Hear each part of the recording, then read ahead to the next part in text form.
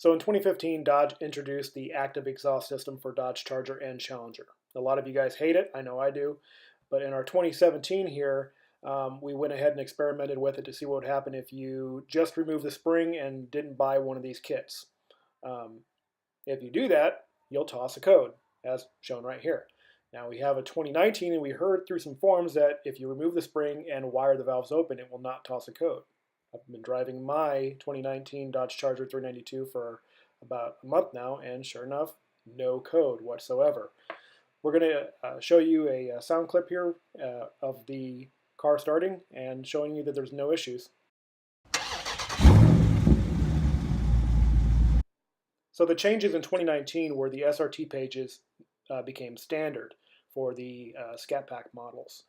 Previous model years, in order to get it, you needed to get the Z Automotive Taser, which would unlock the SRT pages, giving you things like track mode, eco mode, valet mode, and line lock. 2019 SRT pages are standard, and you could do all of that. Now we thought that that's where it ended. Apparently not.